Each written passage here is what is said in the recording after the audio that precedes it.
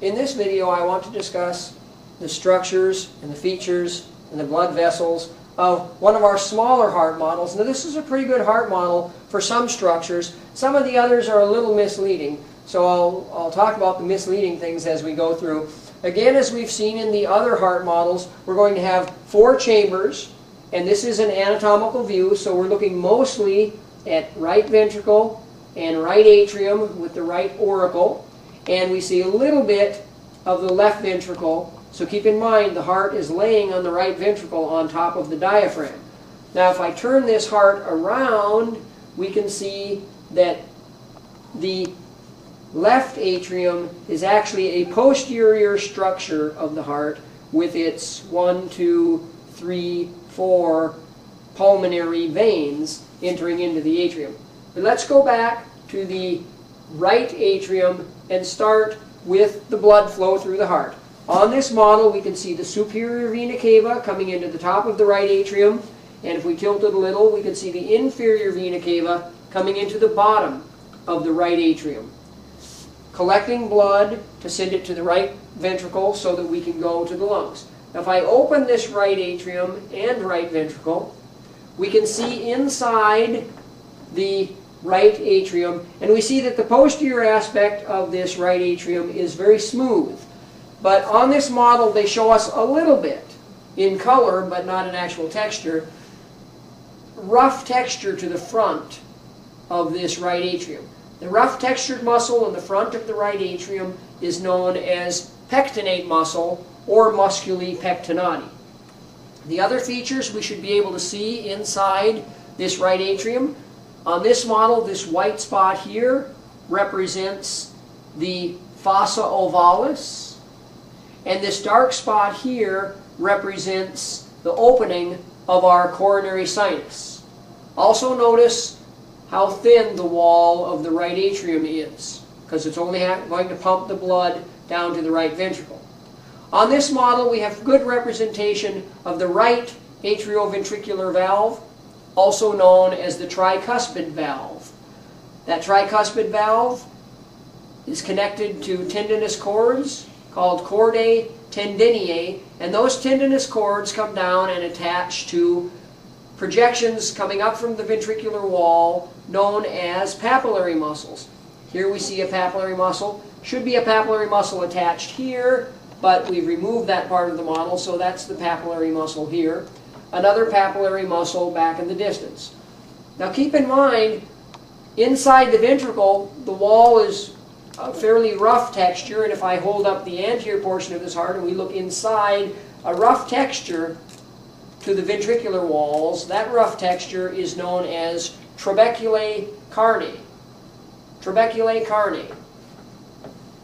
One last feature I want to point out inside this right ventricle before we head out to the lungs is this feature right here. This is a special piece of the trabeculae carnae. It's been cut off right here. We can actually see the other portion of it on this part of the model right there.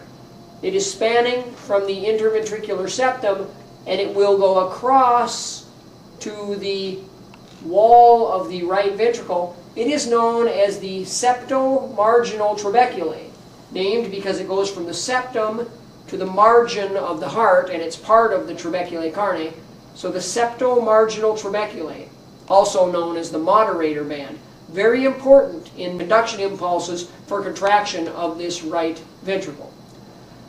Remember, blood in the right ventricle is going to be pumped to the lungs, so the right ventricle has a thicker wall than the right atrium, and as we go up out of the right ventricle into our pulmonary trunk, we're going to pass through a smooth area of the right ventricle known as the conus arteriosus. That will lead us to a valve in the pulmonary trunk known as the pulmonary semilunar valve. So here we see the pulmonary semilunar valve. Then we pass up through the pulmonary trunk. The pulmonary trunk will divide to go to both the right and left lungs as pulmonary arteries. So let me put the front of the heart back on, and I'll pivot this around, and you can see the pulmonary trunk came up and divided into the left and the right pulmonary arteries. Now, along the way, Remember, we've talked about fetal life. The pulmonary trunk is associated with a structure that shunted blood between the pulmonary trunk and the aorta in the fetus. That was the ductus arteriosus. But remember, in the adult, that dries up and becomes a ligamentous structure that we can find between the pulmonary trunk and the arch of the aorta. On this model, it is right here. This is the ligamentum arteriosum. The ligamentum arteriosum. Pass through the pulmonary arteries. We go to the lungs. We pick up oxygenated blood, or we oxygenate the blood.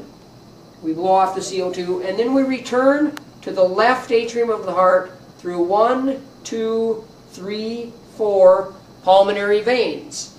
Remember, veins because they're returning to the heart, but in this case they're red because they are carrying oxygenated blood.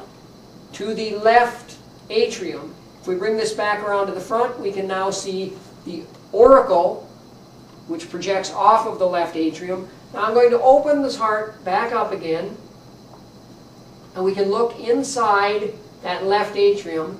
The left atrium inside is fairly uneventful. You can see the back side of the fossa ovalis, but we don't name it in the left atrium. And you can see the opening of these pulmonary veins. Between the left atrium and the left ventricle, we have another valve known as the left atrioventricular valve, also known as the mitral valve, also known as the bicuspid valve. That valve is very similar to what we saw on the right side of the heart. It's going to have chordae tendineae. Those chordae tendineae are going to pass down and attach to these smooth muscle projections. Now, I don't want to imply that they are made of smooth muscle. They're smooth looking. They're still made of cardiac muscle, known as papillary muscles. We still see trabeculae carnae. From the left ventricle, we're going to pass the blood up through the aortic semilunar valve and through the ascending aorta, the arch of the aorta, descending aorta, and the various branches out to the entire body. That means that the wall of this left ventricle must be much more muscular than the other chambers of the heart because it has to pump through about 60,000 miles worth of capillaries in the human body. So the left ventricle, a thicker wall, still has the trabeculae carnae. We've seen the papillary muscles and the chordae tendineae. We see the aortic semilunar valve. Then we're going to pass up through the ascending aorta, the aortic arch, and then the descending aorta. Off of the aortic arch, we see 3 vessels that are going to supply everything head, neck, and upper extremity. The first branch of the aortic arch is called the brachiocephalic trunk. It will supply the right side of the head and neck and the right upper extremity.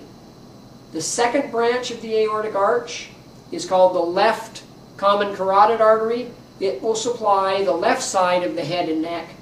The third branch of the aortic arch is the left subclavian artery. It will supply the left upper extremity.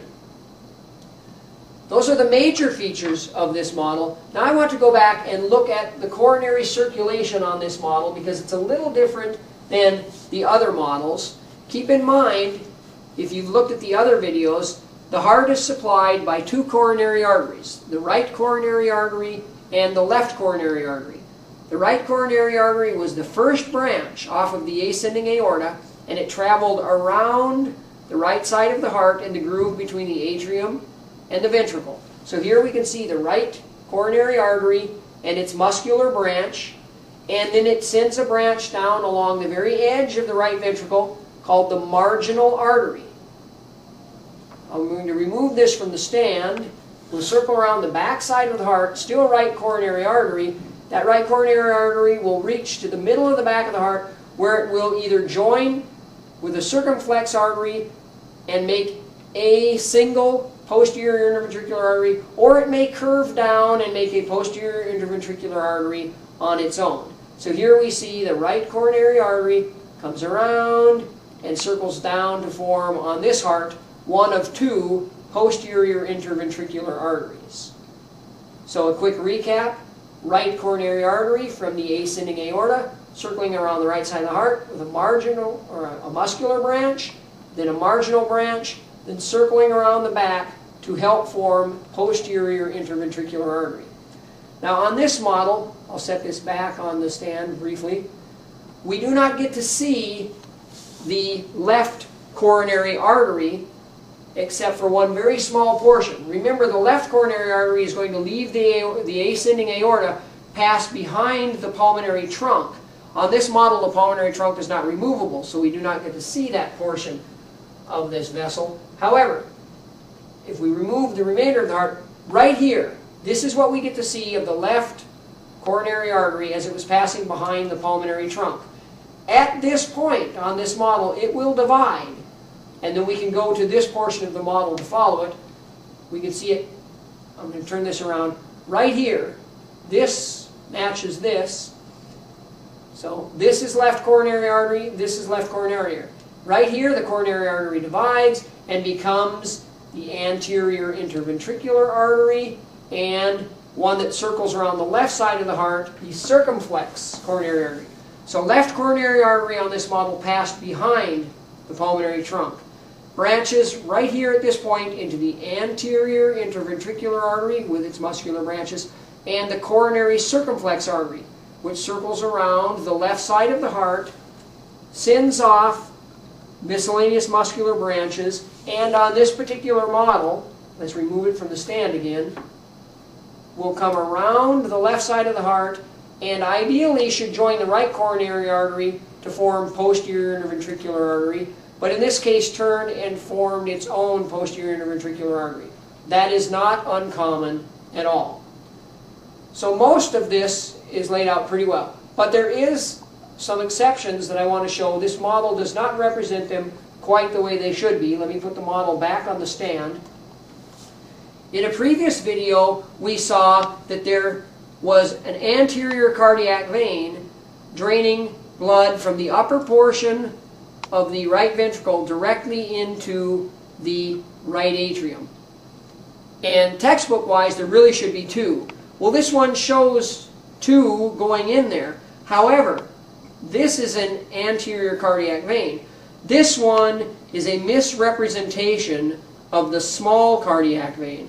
The small cardiac vein comes toward that right atrium, appears to be headed toward the right atrium, but then when it gets to the groove between the atrium and the ventricle, it will run in this groove or sulcus, and it will run along with the right coronary artery and circle around, and we'll remove this again, and circle around and then show up here passing by the inferior vena cava to head toward the coronary sinus. That is the small cardiac vein. So here we had an anterior cardiac vein, here we have small cardiac vein, but very much misrepresented on this heart. It should come here and then turn and go around. This almost implies that it's going into the right atrium. That is not true. Now the other vessels we need to see on this heart, we've seen before in the other video. Great cardiac vein coming up along the anterior interventricular septum, draining portions of the right and left ventricle. Then it will circle around the left side of the heart. As it circles the left side of the heart, it will pick up the marginal vein, and it will continue in the groove or sulcus between the left atrium and the left ventricle. Let's remove this from the stand again. So, great cardiac vein picks up the marginal vein. As it's headed toward the coronary sinus, it will pick up one or two middle cardiac veins, as well as the small cardiac vein that came around from the right ventricle. All of those enter the coronary sinus, and then that carries the blood into that right atrium so that all of the venous blood is returned to the right atrium either via the coronary sinus or the anterior cardiac veins. I believe that is all of the structures that you would be held responsible for on this particular model.